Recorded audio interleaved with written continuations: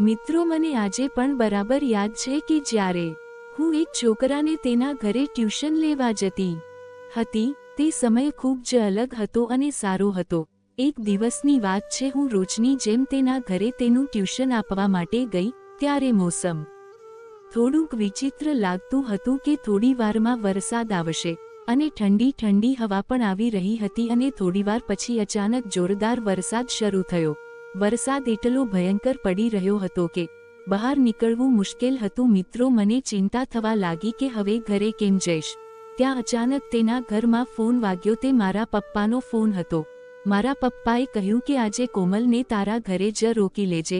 તેને કહ્યું, વાહ અંકલ. મારા પપ્પાને ખબર હતી કે આજે તેના ઘરે પણ કોઈ નથી. મારા પપ્પાને તે વાત પણ જણાવી અને મને પોતાના ઘરે રોકી લીધી. મને થોડુંક અજીબ લાગી રહ્યું હતું કારણ કે હું પહેલી વખત તેના ઘરે રોકાઈ ગઈ હતી.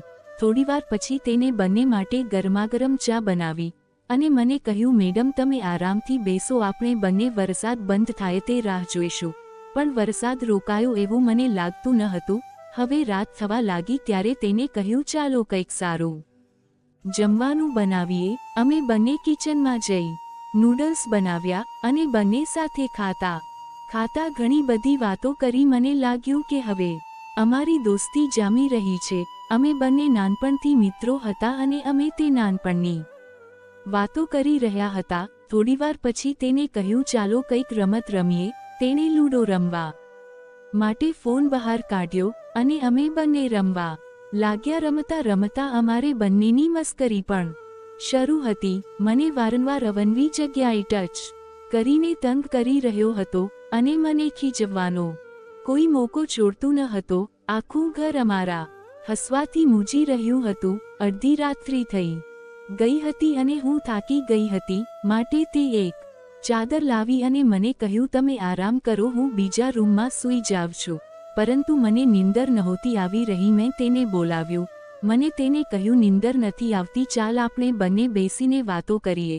તે મારી બાજુમાં આવીને બેસી ગયો. અમે બંને વાતો કરવા લાગ્યા.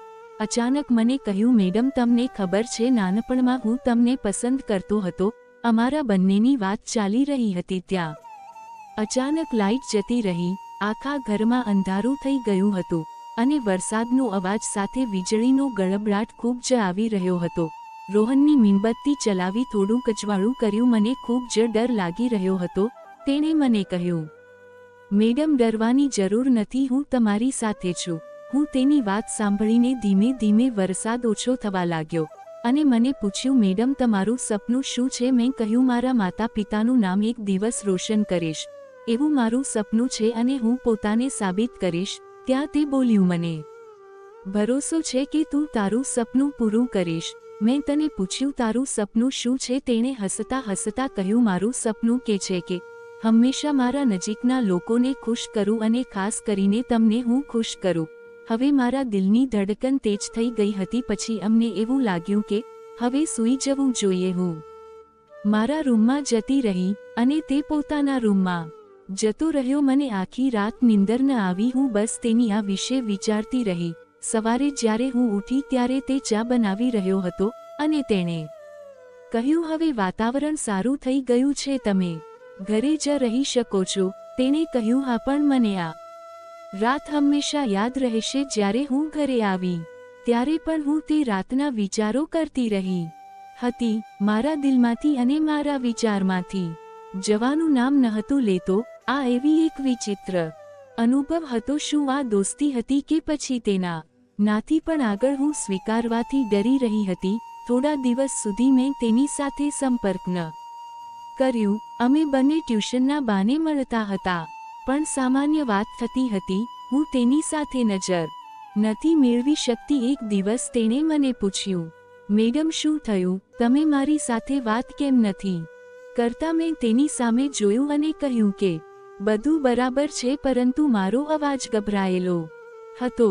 તે મારી નજીક આવ્યો અને બોલ્યો, મને ખબર છે કે કઈ વાત તો છે, તમે મને કહેવા નથી માંગતા. હું થોડી વાર માટે ચૂપ રહી. પછી હિંમત ભેગી કરીને કહ્યું, જ્યારે હું તારા માટે ઘરે રોકાઈ હતી ત્યારે મને ખૂબ જ સારું લાગ્યું, પણ હવે હું સમજી નથી શકતી કે આ દોસ્તી છે કે પછી તેનાથી વધારે. મેં ઘણો વિચાર કર્યો, એટલે કહેતા તે મારી સામું જોયું અને આંખોમાં એક અજીબ પ્રકારની ખુશી હતી અને તે મુસ્કુરાતા બોલ્યા, મેડમ, હું પણ ઘણા સમયથી આ વિચારી રહ્યો છું, પરંતુ મને કહેવાનો મોકો જ નથી મળતો. તમે મારા માટે એક દોસ્ત નથી, પણ તેનાથી પણ વધારે છો. એના વાત સાંભળીને હું થોડીવાર માટે હેરાન થઈ ગઈ કે મને સમજવામાં નહોતું આવતું કે તેને શું કહેવું, પરંતુ મારા દિલની અંદર એક ઠંડક હતી. મને લાગ્યું કે મારા મનનો બોજ બધો ઉતરી ગયો. મેં તેને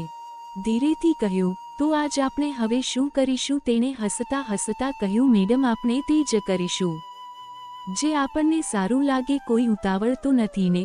આપણે એકબીજાનો સાથ નિભાવીશું. તેની વાત સાંભળી મારી આંખોમાં ખુશીના આંસુ આવી ગયા. તે દિવસ અમારા સંબંધની દિશા બદલાઈ ગઈ. હવે ટ્યુશન ફક્ત ભણવાનું બહાનું હતું. અમે બંને અમારા સંબંધને સમય આપ્યું, એકબીજાને બરાબર સમજ્યા. તે રાત અમારા જીવનની સૌથી ખૂબસૂરત રાત હતી.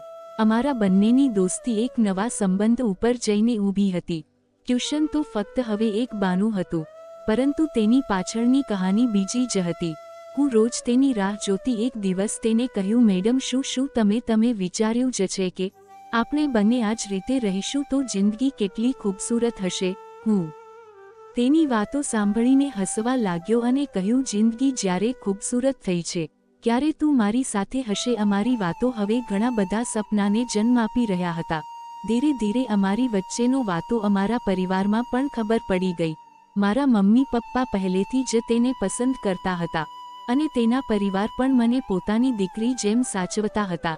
એક દિવસ તેને મને બગીચાની અંદર બોલાવીને કહ્યું, મેડમ, હું તમને ને કંઈક કહેવા માંગુ છું. તમે મારો હાથ પકડ્યો અને કહ્યું, તારો સાથ મારી જિંદગી માટે જરૂરી છે. શું તું મારી જિંદગીની અંદર આવવા માટે તૈયાર છું? તેની વાત સાંભળીને મારી આંખોમાંથી આંસુ આવી ગયા. મેં તેને ધીમે ધીમે કહ્યું, મારા માટે એ માણસ પણ મારો વિશ્વાસ છે, મારો સહારો છે અને હું હંમેશા તારી સાથે રહેવા માંગુ છું. અને બંને પોતાના ઘરે વાત જણાવી અને પરિવાર પણ અમારા સંબંધને સ્વીકારી લીધો.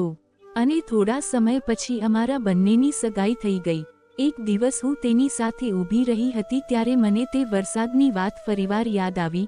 અમે બંને નક્કી કર્યું કે લગ્ન પહેલા અમે પોતાના ભણતર ઉપર ધ્યાન આપીશું, જેથી કરીને આગળ જતાં કોઈ તકલીફ ન પડે. થોડા સમય પછી તેની એક મોટી કંપનીમાં નોકરી લાગી અને હું પણ સ્કૂલની અંદર ટીચરની નોકરી કરવા લાગી. અને અમારા લગ્ન થઈ ગયા છીએ અને અમે બહુ ખુશ છીએ. મિત્રો, સ્ટોરી પસંદ આવી હોય તો વિડીયોને લાઈક અને ચેનલને સબસ્ક્રાઇબ જરૂર કરજો.